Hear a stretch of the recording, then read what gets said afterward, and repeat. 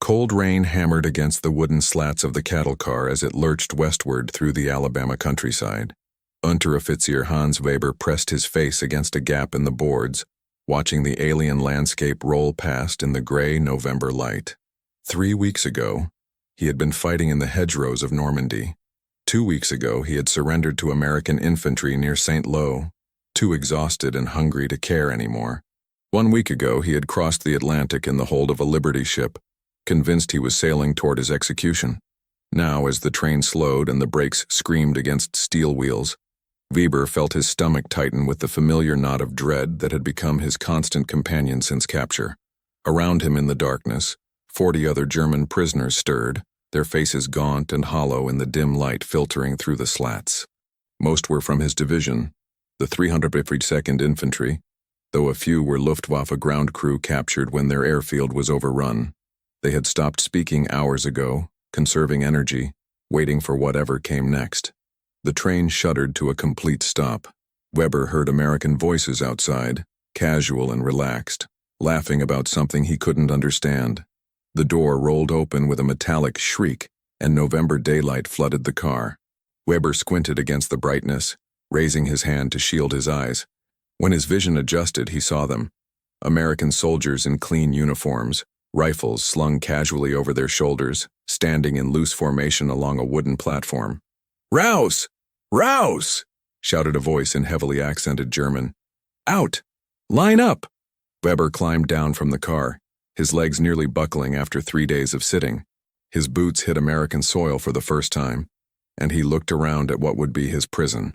Camp Aliceville sprawled before him, a grid of wooden barracks surrounded by double fences topped with barbed wire. Guard towers stood at each corner, manned by soldiers who looked almost bored. Beyond the fences, he could see farmland stretching to the horizon, flat and impossibly green even in late autumn. It looked nothing like the bombed-out moonscape of France, nothing like the rubble-strewn streets of German cities he had seen in his last leave. An American sergeant walked down the line of prisoners, examining them with professional detachment. He was older than most of the guards, maybe 40, with a weathered face that suggested he had seen combat somewhere. When he reached Weber, their eyes met for a moment. Weber braced himself for a blow, a curse, something. Instead, the sergeant simply nodded and moved on. "Welcome to Alabama, boys," the sergeant said in English, waiting for the interpreter to translate. "I'm Sergeant Mitchell. You're prisoners of war of the United States Army, and you'll be treated according to the Geneva Convention. That means you work, you follow orders, and you get fed and housed properly. Anyone tries to escape, you'll be shot. Anyone causes trouble, you'll be punished. Anyone plays by the rules, you'll be treated fair. Understood?" The interpreter, a thin German-American corporal, translated in rapid Berlin-accented German. Weber listened, trying to detect the trap in the words. Treated fairly, fed properly. It had to be a lie, a cruel joke before the real treatment began. He had heard the stories from the Eastern Front, knew what happened to prisoners. The Americans might be more civilized than the Russians, but they were still the enemy, still the people whose bombs had killed his sister in Hamburg. They were marched through the camp gates in columns of 4. Weber found himself next to a corporal he recognized from his company, a man named Karl Braun, who had been fighting since Poland in 1939. Braun had the 1,000-yard stare of a veteran who had seen too much, survived too long. On Weber's other side walked a boy who couldn't have been more than 18, Private Ernst Fischer, who had been conscripted only 3 months before capture. The kid's hands were shaking. "They're going to kill us," Fischer whispered in German. "This is where they bring us to kill us." "Shut up," Braun hissed. "Save your strength." They were processed in a large wooden building that smelled of disinfectant and cigarette smoke. American clerks sat at desks filling out forms with mechanical efficiency. Each prisoner was photographed, fingerprinted, and given a medical examination by an army doctor who looked like he would rather be anywhere else. When it was Weber's turn, the doctor checked his teeth, looked in his ears, listened to his chest with a stethoscope. "Unterernährt," the doctor said to a nurse, using the German word for malnourished. "Wie die meisten." Like most of them, Weber was given a set of clothes. Blue denim work pants and shirt with PW stenciled on the back in white paint. Prisoner of war. The clothes were clean, without holes, better than the uniform he had been wearing for 6 months. He was issued a blanket, a tin cup, a plate, and utensils. Then he was assigned to Barracks 7 Compound B, along with Braun and Fisher and 30 other men. The barracks was a long wooden structure with rows of bunk beds on either side and a pot-bellied stove in the center. It was sparse but clean with real mattresses on the bunks, not just straw. Weber chose a lower bunk near the stove and sat down, testing the mattress. It gave slightly under his weight. He couldn't remember the last time he had slept on anything softer than frozen ground. "Don't get comfortable," Braun said, taking the bunk above him. "This is just the processing. The real camp will be different." But as the afternoon wore on and evening approached, the real camp never materialized. At 1700 hours, a bell rang and the prisoners were called to the mess hall. Weber filed in with the others, expecting the watery soup and moldy bread that had been standard rations in the Wehrmacht for the past year. Instead, he found himself in a large room with long tables and benches, and the smell that hit him nearly made his knees buckle. Real food, meat cooking, bread baking. The prisoners moved through a serving line where American cooks ladled food onto their plates. Weber watched in disbelief as his plate was filled with beef stew, thick with potatoes and carrots, and 2 slices of white bread with a pat of butter. There was even coffee, real coffee, not the acorn substitute they had been drinking in Germany. He sat at a table and stared at his plate. Around him, other prisoners were doing the same, afraid to eat, afraid it was poisoned or a trick. Finally, Braun picked up his spoon and took a bite. He chewed slowly, swallowed, waited. When nothing happened, he took another bite, then another. Soon the entire mess hall was filled with the sound of men eating, some crying as they ate, overwhelmed by the simple fact of having enough food. Weber ate slowly, forcing himself not to gulp it down, knowing his shrunken stomach couldn't handle too much at once. The stew was hot and rich, better than anything he had tasted in 2 years. The bread was soft and fresh. The coffee was bitter and strong and perfect. When he finished, he sat back and felt something he hadn't felt since before the war. Full. That night, lying on his bunk with a full stomach and a real blanket, Weber stared at the ceiling and tried to make sense of what was happening. Everything he had been told about the Americans, everything the propaganda had promised, was wrong. They hadn't been beaten. They hadn't been starved. They had been fed better than German soldiers were being fed. It didn't make sense. Why would the enemy treat prisoners better than Germany treated its own troops? Unless it was temporary, unless they were being fattened up for something worse. The thought lodged in his mind like a splinter, and he couldn't shake it loose. He had seen enough of war to know that kindness was usually a prelude to cruelty, that the worst things often came after a moment of hope. He fell asleep with that thought circling in his head, and his dreams were full of the smell of cooking meat and the sound of rifle bolts being pulled back. The next morning, they were assigned to work details. Weber and 20 others were loaded onto a truck and driven to a nearby farm, where they spent the day harvesting cotton under the supervision of 2 guards, who mostly sat in the shade and smoked cigarettes. The work was hard but not brutal, and at midday they were given lunch, sandwiches with actual meat, apples, and water. The farmer, an older man with sun-weathered skin, watched them work and nodded approvingly. "Good workers, these Germans," he said to one of the guards, loud enough for the interpreter to hear and translate. "Better than the last bunch." Weber worked mechanically, his mind elsewhere. Around him, the other prisoners were talking in low voices, and he caught fragments of conversation. They were all thinking the same thing. This treatment was too good to last. Something was coming. Something bad. That evening, back at the camp, the rumors started in earnest. Weber was washing up at the communal sinks when he heard 2 prisoners from another barracks talking. "Did you hear? They're planning something special for next week." "What kind of special?" "A big meal." The guards were talking about it. "Turkey," they said, "lots of food." Weber felt his blood run cold. He dried his hands and walked quickly back to his barracks, where he found Braun and Fisher sitting on their bunks. "Did you hear?" Weber asked. Braun nodded slowly. "I heard. A special meal next week. Thursday," they said. "Why?" Fisher's voice was high and tight with fear. "Why would they give us a special meal?" The 3 men looked at each other, and Weber saw his own fear reflected in their faces. Braun spoke first, putting into words what they were all thinking. "It's what they do before executions," he said quietly. "A final meal. It's traditional. Even the Nazis did it." "But we're prisoners of war," Weber protested. "The Geneva Convention." "The Geneva Convention is a piece of paper," Braun interrupted. "You think the Americans care about that?" You think they're going to let us live after what we did to their boys in Normandy? They're just being civilized about it, giving us a few days of decent treatment before they line us up against a wall. Fisher made a small sound, almost a whimper. I don't want to die. I just got drafted.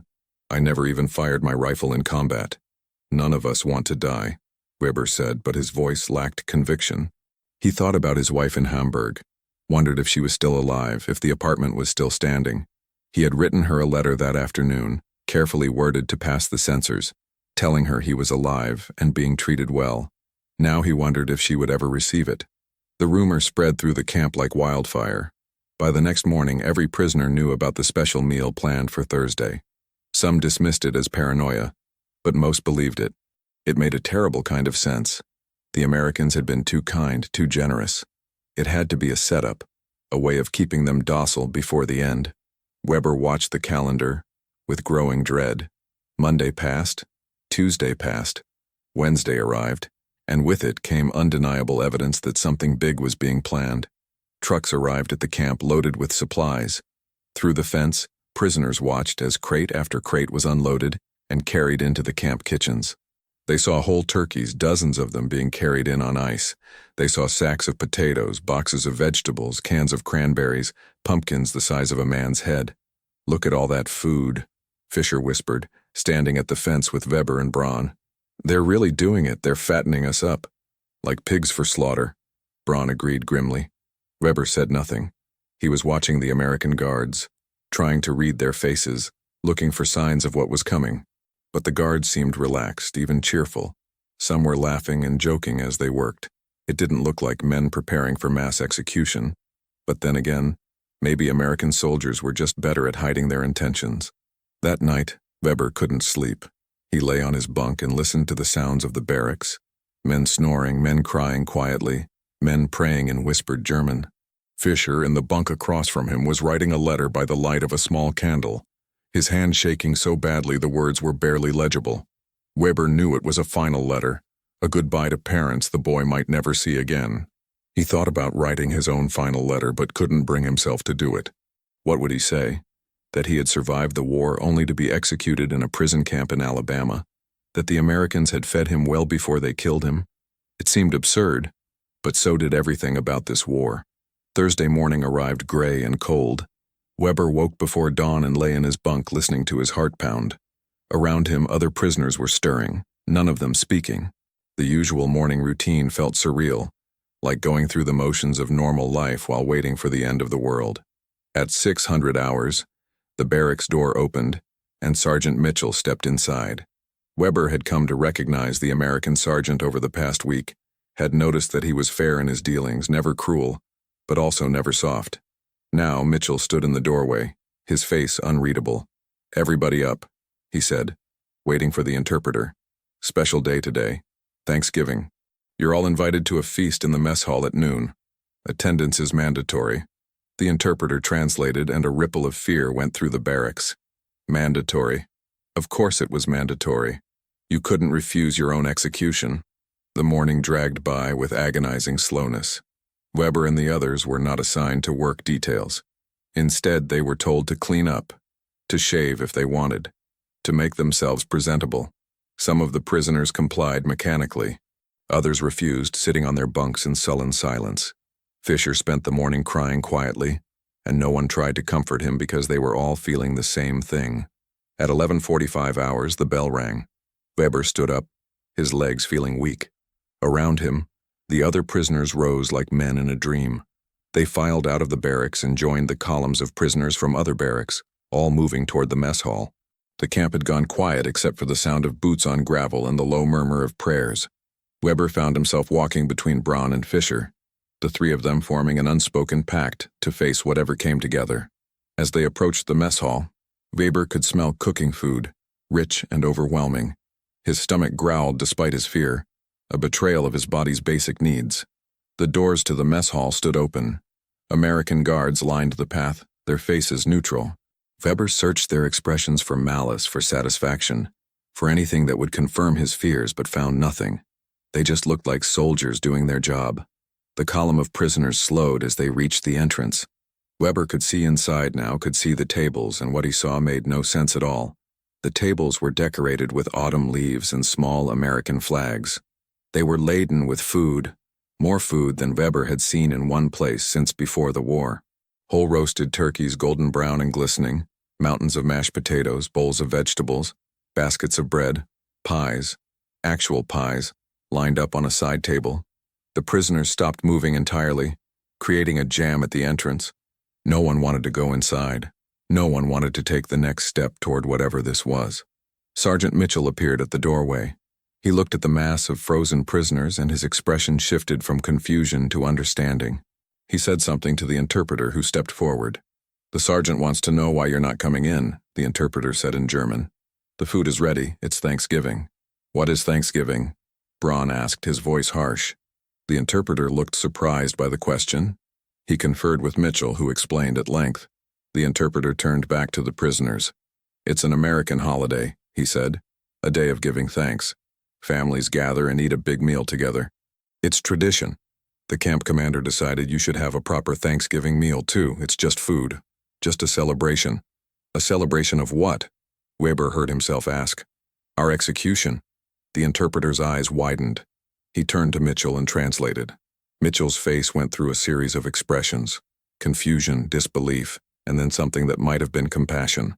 He stepped forward and spoke directly to the prisoners, his voice firm but not unkind. "Listen to me," he said, waiting for translation. "Nobody is going to execute you. Nobody is going to hurt you. This is just a meal, a holiday meal. In America, we celebrate Thanksgiving every year. It's about being grateful for what we have.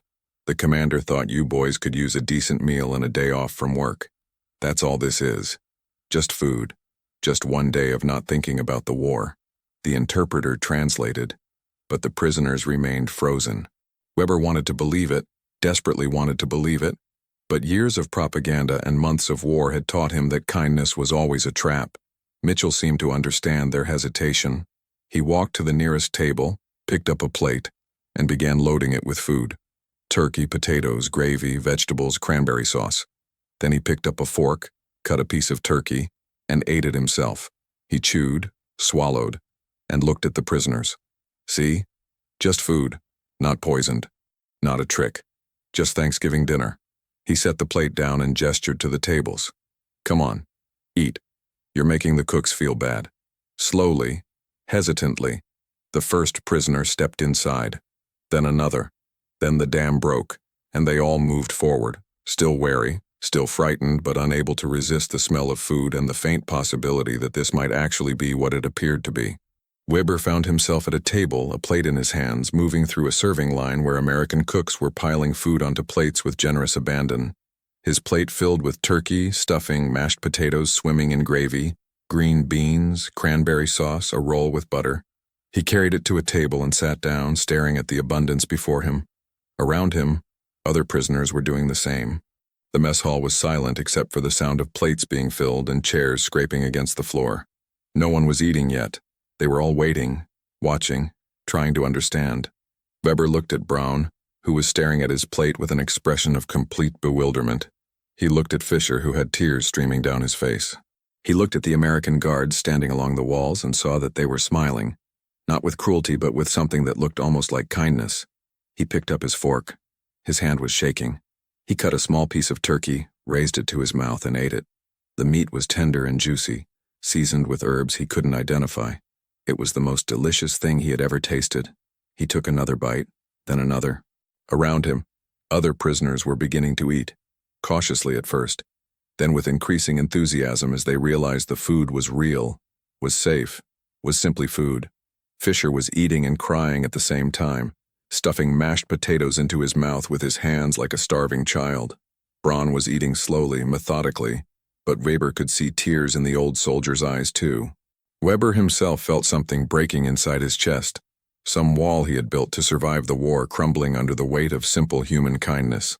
The mess hall filled with the sounds of eating, and then gradually, with the sounds of conversation. Prisoners began talking to each other, their voices rising from whispers to normal tones. Some were laughing, the sound strange and rusty from disuse. American guards moved among the tables, refilling coffee cups, offering seconds, and the prisoners accepted, no longer afraid. Weber ate until he couldn't eat anymore, his stomach stretched and aching in the best possible way. He sat back and looked around the mess hall, trying to process what had just happened. They had been so certain they were going to die. They had been so convinced that American kindness was a mask for American cruelty, and they had been completely, utterly wrong. Sergeant Mitchell appeared at their table, coffee pot in hand. He refilled Weber's cup without being asked, then stood there for a moment. "You boys really thought we were going to kill you?" he asked through the interpreter. Weber nodded, unable to speak. Mitchell shook his head slowly. "We're not like that. We're not the Nazis. We follow the rules, even for prisoners. Especially for prisoners. That's what makes us different. That's what makes us Americans." He moved on to the next table, and Weber sat with those words echoing in his head. That's what makes us Americans. It was such a simple statement, but it contained a truth that Weber was only beginning to understand. The Americans weren't being kind because they were weak or stupid. They were being kind because they believed it was right, because their civilization was built on the idea that even enemies deserved basic human dignity. It was the opposite of everything Weber had been taught, everything the Nazi propaganda had drilled into him. The strong were supposed to dominate the weak. The victors were supposed to crush the defeated. Mercy was weakness. Kindness was foolishness. But here he was, a prisoner of war, being fed a feast by his captors, and the only thing being crushed was his belief in the ideology he had fought for. The meal lasted for hours. There was pie for dessert, pumpkin pie with whipped cream, and Weber ate a slice even though he was already full to bursting.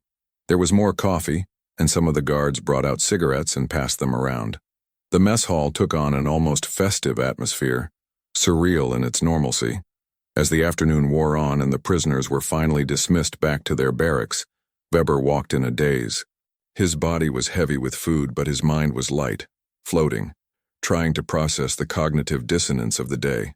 They had prepared for death and received abundance. They had expected cruelty and received kindness. Everything was inverted, backwards, wrong in a way that was somehow right. That night, lying on his bunk, Weber listened to the sounds of the barracks. Men were talking quietly, processing the day. Fischer was sleeping peacefully for the first time since capture. His young face relaxed. Braun was sitting on his bunk, smoking a cigarette one of the guards had given him, staring at nothing. "I was wrong," Braun said suddenly, his voice carrying in the darkness. "About everything. About the Americans. About what they would do to us. I was wrong. We were all wrong," Weber replied. "We were taught to be wrong." "What do we do now?" Fischer asked from across the aisle. Not asleep after all. Weber thought about that question. What did they do now? They were still prisoners. Germany was still fighting. The war was still happening. But something fundamental had shifted. They had seen behind the curtain of propaganda and found that the monsters they had been warned about were just men. Men who believed in treating other men with dignity, even when they didn't have to. "We survive," Weber said finally. "We work. We wait for the war to end. And we remember this day. We remember that we were treated like human beings when we expected to be treated like animals. We remember that civilization is real, not just propaganda." The weeks that followed Thanksgiving brought a routine that Weber gradually accepted. They worked on farms and in factories, contributing to the American war effort in small ways that felt less like betrayal and more like penance. They were paid in camp script that could be used to buy cigarettes, candy, and other small luxuries at the camp store. They played soccer in the exercise yard. They received letters from home, heavily censored but still precious. They wrote letters back, carefully avoiding anything that might aid the enemy but trying to convey that they were alive. "We're being treated well. We're surviving." Christmas came, and with it another feast, though not as elaborate as Thanksgiving. The camp commander arranged for a Christmas tree to be set up in the mess hall, and the prisoners were allowed to decorate it. Some of the men carved ornaments from scrap wood. Others made decorations from paper and string. On Christmas Eve, they sang carols in German, and some of the American guards who had German ancestry joined in, their voices blending in songs that transcended the war. Weber wrote to his wife that night, a long letter that he knew would be censored but that he needed to write anyway. He told her about Thanksgiving, about the turkey, and the kindness of the guards. He told her that he was learning English from one of the interpreters. He told her that he was beginning to understand that the world was more complicated than they had been taught, that there were different ways of being strong, different definitions of civilization. He didn't know if she would understand. He didn't know if she was even alive to read it. But he wrote it anyway because he needed to put into words the transformation that was happening inside him. Winter turned to spring, and news of the war filtered into the camp through newspapers and radio broadcasts. Germany was losing. Everyone could see that now. The Russians were pushing from the east, the Americans and British from the west. Cities were falling. The Reich was collapsing. Some of the prisoners celebrated quietly, relieved that the madness might finally be ending. Others mourned, thinking of families trapped in the path of the advancing armies. Weber felt both emotions simultaneously. He wanted the war to end, wanted to go home, wanted to see his wife again if she was still alive. But he also dreaded what he would find when he returned. Germany was being destroyed, physically and morally. The camps were being liberated, and the reports of what had been found there were filtering through even to the POW camps in America. Auschwitz, Bergen-Belsen, Dachau, names that would become synonymous with evil. The prisoners didn't talk about the camps much, but the knowledge hung over them like a cloud. Some claimed they had never known, had never suspected. Others admitted they had heard rumors but hadn't believed them. A few, very few, had known and had been too afraid or too complicit to do anything. Weber himself had heard whispers, had seen things that didn't make sense, had chosen not to ask questions because asking questions was dangerous.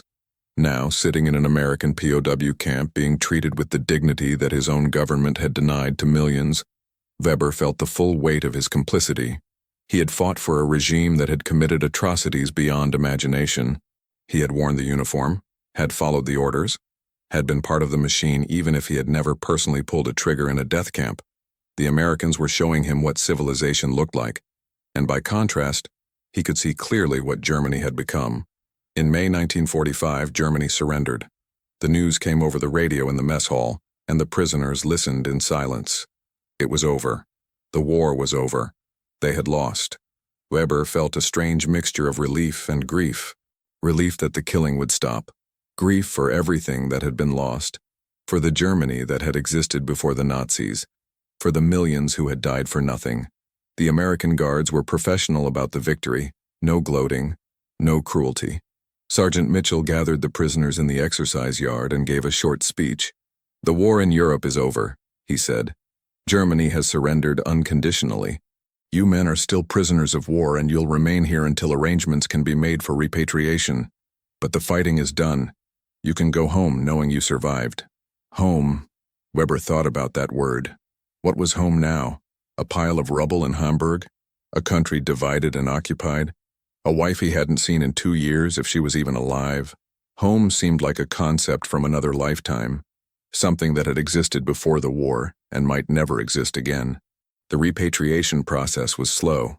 The Americans were in no hurry to send prisoners back to a devastated Germany that could barely feed its own population. The POWs continued to work, continued to live their routine lives in the camp. Some were transferred to other camps. Some were sent to work on special projects. Weber remained at Camp Aliceville, working on farms, learning English, trying to prepare himself for whatever came next. In the summer of 1946, nearly 2 years after that first Thanksgiving, Weber's name finally came up for repatriation. He packed his few belongings, the clothes he had been issued, some letters from his wife that had finally gotten through, a small wooden cross he had carved during the winter. He said goodbye to Braun, who was being sent to a different repatriation center. He said goodbye to Fisher, who had grown from a terrified boy into a thoughtful young man. On his last day, Sergeant Mitchell found him in the barracks. "Weber," the sergeant said, "got something for you." He handed Weber a small package wrapped in brown paper. Weber opened it and found a book, an English-German dictionary, well used but still serviceable. "Figured you might need this," Mitchell said. "You've been working hard on your English. Don't stop. The world's going to need people who can talk to each other, understand each other. People like you." Weber felt his throat tighten. "Thank you, Sergeant, for everything. For the food, for the fairness, for treating us like human beings." Mitchell shrugged, uncomfortable with the gratitude. "Just did my job. Just followed the rules." No, Weber said firmly. You did more than that. You showed us what civilization means. You showed us that strength doesn't have to be cruel, that victory doesn't have to be vengeful. You changed how I see the world. Mitchell looked at him for a long moment, then held out his hand. Weber shook it, the first time he had shaken hands with an American as an equal rather than as a prisoner. Good luck, Weber, Mitchell said. Build something better over there. Don't let it happen again. I won't, Weber promised. We won't. The journey back to Germany was long and uncomfortable, but Weber barely noticed. He was too busy thinking about what he would find, what he would do, how he would live in a country that had been defeated and occupied and forced to confront its own evil. The ship docked in Bremen, and Weber stepped onto German soil for the first time in 2 years. The devastation was worse than he had imagined. Entire cities were rubble. People were living in cellars and ruins. Food was scarce, work was scarce, hope was scarce. Weber made his way to Hamburg, traveling on foot and by hitching rides on military trucks, and found his old neighborhood reduced to broken walls and empty windows. But his wife was alive. She had survived the bombing, had been living with her sister in the countryside. When they were reunited, they held each other and cried, and Weber felt something inside him that had been frozen since the war began finally start to thaw. They rebuilt their lives slowly, painfully. Weber found work as a translator, his English skills valuable in occupied Germany. He helped with the reconstruction efforts, working alongside American occupation forces who were now trying to rebuild what the war had destroyed. He saw the Marshall Plan in action, saw American generosity extended not just to prisoners but to the defeated nation as a whole, and he understood that the Thanksgiving feast had been a microcosm of a larger philosophy, a belief that even enemies could be redeemed, that civilization required lifting up the defeated rather than grinding them into the dirt. Years passed. Germany divided into East and West. The Cold War began. Weber and his wife had children, raised them in a new Germany that was trying desperately to be different from the old one. He never forgot his time in Camp Aliceville, never forgot that Thanksgiving Day when he had expected death and received abundance. In 1987, 43 years after that Thanksgiving, a young German journalist interviewed Weber for a project about POWs in America. The journalist asked him what he remembered most about his time as a prisoner. Weber, now an old man with grandchildren, thought carefully before answering. I remember being terrified, he said. I remember thinking they were going to execute us. I remember walking into that mess hall expecting to die, and instead finding a feast. But most of all, I remember the lesson I learned that day. I learned that civilization isn't about being strong or weak, about winning or losing. It's about how you treat people when you have power over them. The Americans had complete power over us. They could have done anything. And they chose to feed us, to treat us fairly, to show us dignity. That choice, that decision to be civilized, even toward enemies, that's what defeated Nazism more than any bomb or bullet. Because it showed us what we had lost, what we had thrown away when we embraced that evil ideology. He paused, looking out the window at the rebuilt Hamburg, at the prosperous democratic Germany that had risen from the ashes.